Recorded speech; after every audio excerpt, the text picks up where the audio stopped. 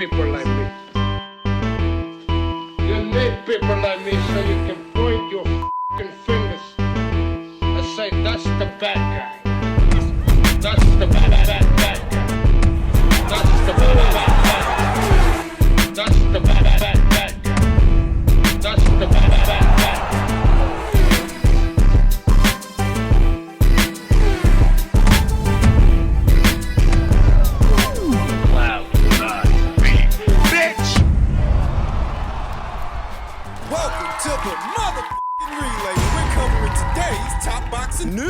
Okay, let's start with this. I'm sure most of you have heard by now that Sandy Ryan will be taking on Marie-Pierre Houle, Canada's own unbeaten Marie-Pierre Houle, for what is the newly vacated WBO title, up there at 147 pounds welterweight. Set to go down April 22nd on the undercard of Joe Cordina versus Shavkat Rakhimov. Now, this is going to be an action fight. This fight between Sandy Ryan and Marie-Pierre Houle, the fists are going to fly. I get the impression that perhaps Marie is going to be the aggressor and Sandy Ryan is going to be the defender. Well, I actually think Sandy's going to alternate a bit because she can do a bit of both. Previous videos I've talked about how Sandy Ryan, she's not just a statuesque, physically imposing puncher. Not just. She can beat those feet and stick and move as well. Move and punch. We saw that in the Erica Farias fight, the rematch, the second one. The difference between the first fight and the second fight. She was trying to fight fire with fire in the first fight. She was a lot taller than Erica Farias, but in their first meeting, she was giving up that height and giving up that length, boxing within close quarters. Looking for a single shot to do her, looking for a single shot to take out Erica Farias. And Erica,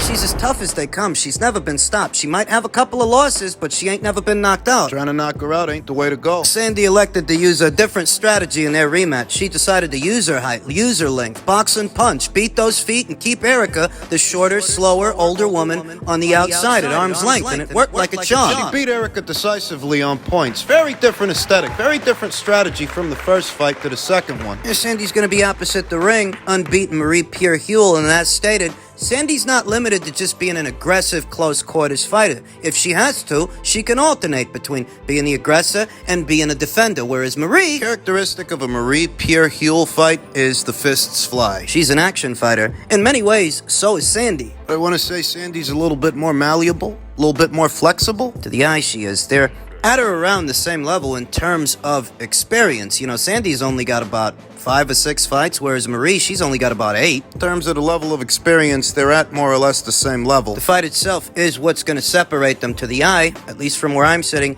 Marie-Pierre Houle is a capable fighter. Solid. More solid, I think, than Layla McCarter would have been had Layla ended up getting a fight. Lest we forget, Layla was in the running to share the ring with Sandy Ryan not but 1 or 2 days ago. Layla McCarter, who's a lot older than both Sandy Ryan and Marie-Pierre Houle. I think Marie can give Sandy a better fight than Layla would have. As stated, the prevailing characteristic of a Marie-Pierre Houle fight is the fists are gonna fly. She's an action fighter. Though in terms of technique and shot selection, Marie's not as neat and tidy as Sandy Ryan. It's the little things. Sandy's a little quicker than Marie-Pierre Houle. Her punches are a bit snappier. And I think there's a bit more on them. The edge and power, I'd give the edge and power to Sandy Ryan. Accuracy, too. I think she picks up punches better than Marie does. Marie's a little bit more scrappy, more prone to brawling and getting into exchanges. Slapping with her punches. So I get the impression that it will be Marie-Pierre Houle trying to close the distance on Sandy and press the issue, press the action. She wants a mid-range to inside fight. And I think Sandy can pick her off. Long distance, long range. That's what I think. She'll fight her off where she needs to fight her off, when she needs to fight her off. But for the most part, I think Sandy's going to elect the box for this one. Marie-Pierre Houle wants a close quarters fight. Why give her what she wants when you don't have to? You've got the kind of length and reach and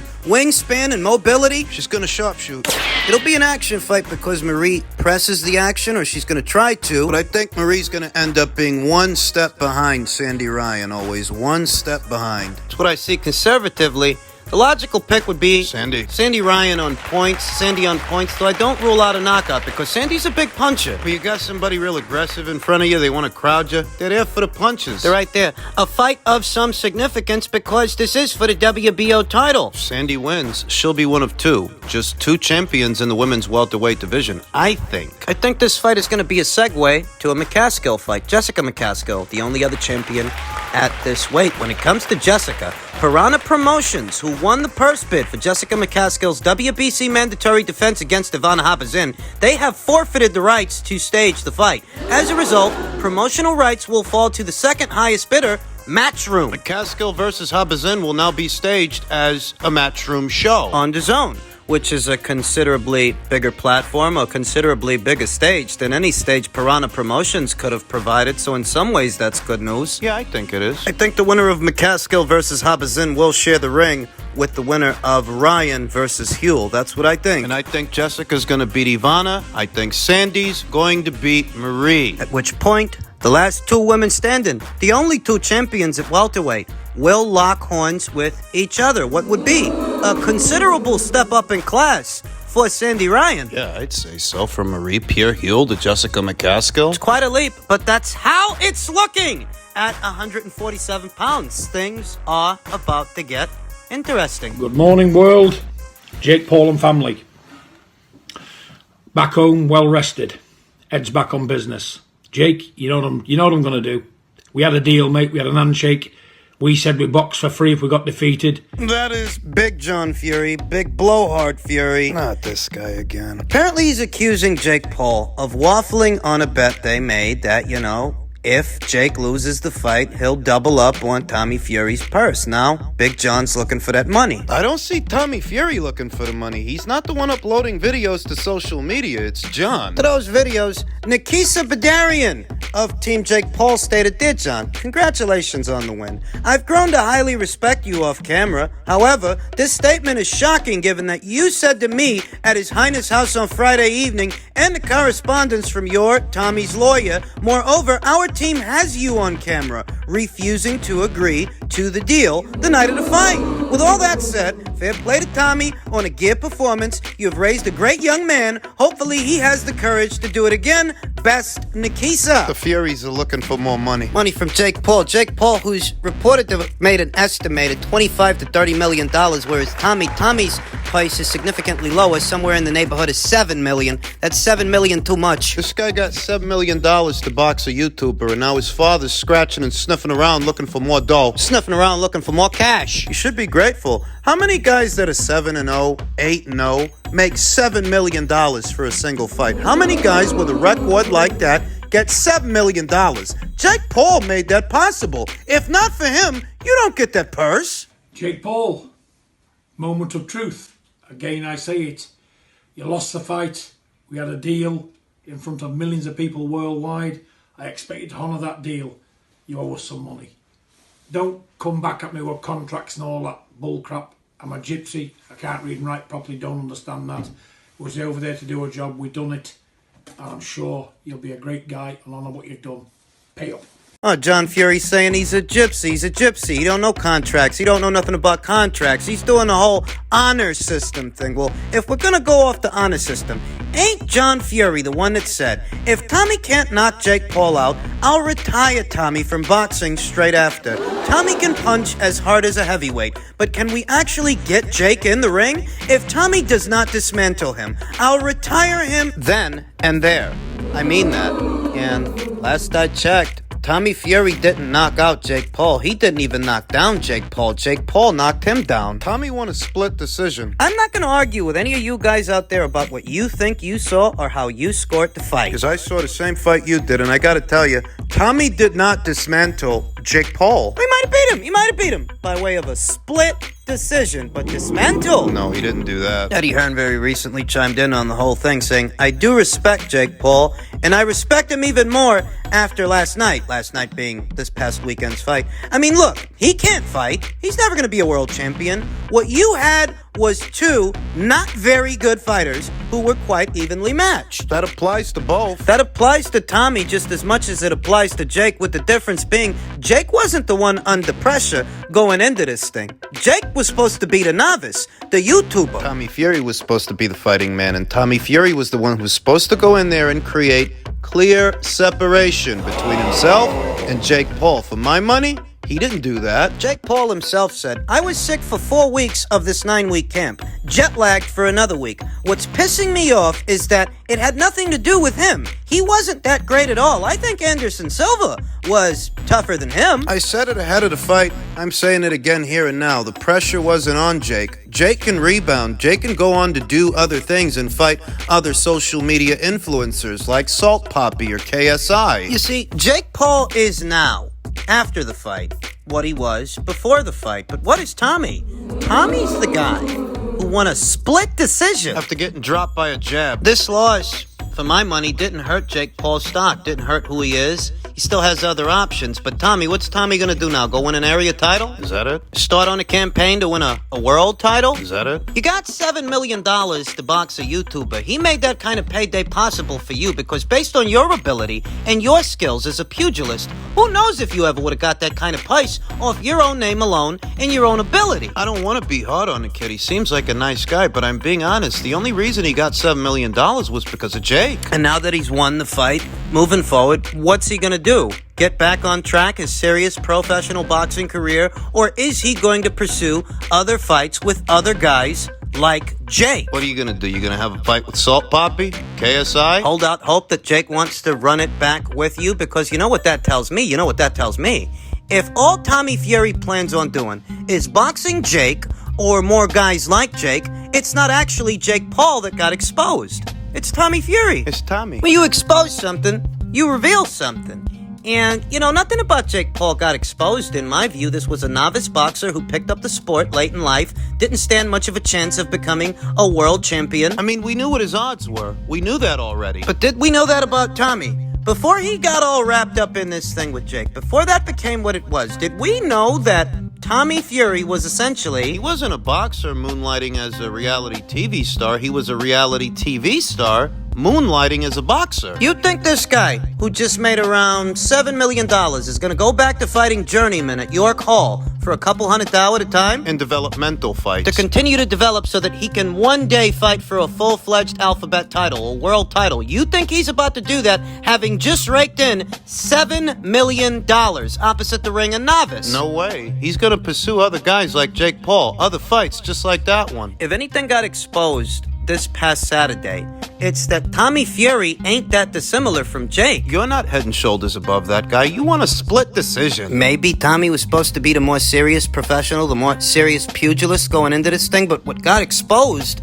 is that he isn't. He's just trying to cruise down a lane that Jake Paul carved out. If not for Jake, based on his own talents and his own ability, do you think that Tommy Fury would have ever gotten to the point where he can earn $7 million for a single fight? You think he ever would have got that far? Jake told his brother Logan that the pay-per-view with Tommy Fury is tracking somewhere just north of 500,000 pay-per-view buys. Not bad to see two guys fight that really ain't that good at fighting. Not professionally, you know what I mean. But that's really because of Jake. He's the enterprising young man here, win, lose, or fall. This is his lane. If you got $7 million for that fight, it was because of him, because you weren't going to fight nobody else and get that kind of purse. Jake made that possible. $7 million for a guy who ain't even have 10 professional fights. You should be thanking your lucky stars that Jake gave you the time of day, because he didn't have to. So tell Big John to knock it off. And finally, in men's super bantamweight news, on the heels of his latest victory, former WBC champion Luis Nery says it's simple.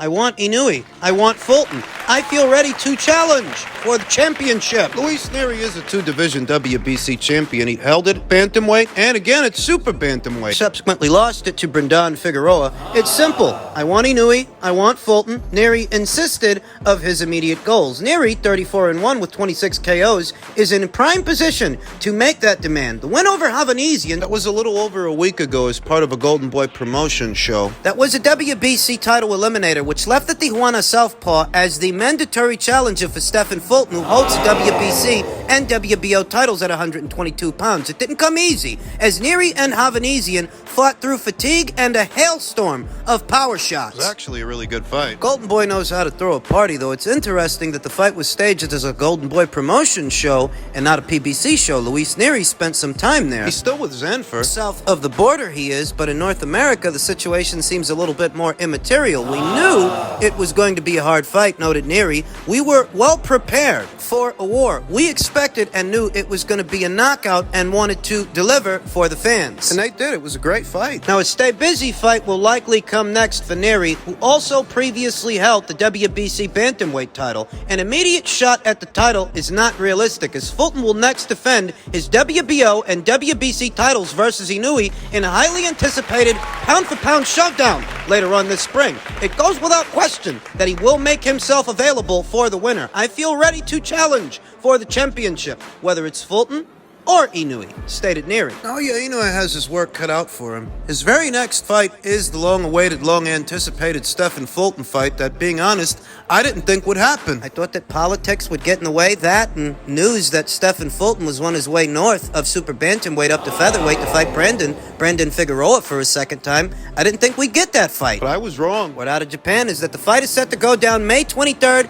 at the Saitama Super Arena in Japan. That's where he fought Nonito Donaire 2 times. I feel like the competition's going to be a lot stiffer in Naoya Inoue's super bantamweight campaign than what it was down there at bantamweight. And what he did at bantamweight was very impressive, but he's got his work cut out for him up there at 122 pounds. Stephen Fulton, Luis Nery, then MJ Akhmadaliev if MJ can hang on to his titles. He's got a fight coming up in a matter of weeks. Satisfying what is yet another mandatory challenger, I believe. They've been keeping him quite busy with those mandatory challengers. Better still, Naoya Inoue versus Stephen Fulton is underway. Stephen Fulton, a cerebral boxer, a technical boxer, in many ways the polar opposite of a Luis Nery, a bruiser, a brawler, a mauler. A southpaw who was in action not that long ago opposite the ring Havanesian in the fight we talked about earlier. Excellent fight. Luis Nery, he's a banger. No chess match and no subtleties with that guy. If Naoya Inoue even makes it past Stephen Fulton, he's not out of the woods yet. He really does have his work cut out for him. Unfinished business with the man. Man who kicked the crap out of Shinsuke Yamanaka years ago. Tested positive for clenbuterol, subsequently blew the weight ahead of the second fight in the process. Luis Nery's not actually allowed to enter into Japan, so if he is to at some point fight Naoya Inoue, if Inoue beats Fulton, it may have to be somewhere in America. Well, I think he can enter Japan. He just can't box there. Not after testing positive for a banned substance after the first Yamanaka fight and subsequently blowing the weight, losing his title on the scales in the second, ahead of the second. He's banned. Banned from boxing in the land of the rising sun, but he's also the mandatory challenger by way of the WBC, so at some point, someone is going to have to deal with him. There's a good number of people already picking Naoya Inoue to beat Stephen Fulton. Do they feel that same way about Luis Nery, who's a different guy, different kind of fighter, different kind of gravy? Naoya Inoue is a very efficient guy, you know. Accurate, albeit economic. He doesn't throw punches for the sake of throwing punches, whereas Luis Nery, he's the opposite. He's a gunslinger. He's an aggressive volume puncher. You have to wonder if Naoya Inoue can stay in character and be as accurate and efficient as he is opposite the ring, a volume puncher, an aggressive one like Luis Nery. Could that hamper him? There's really only one way to find out.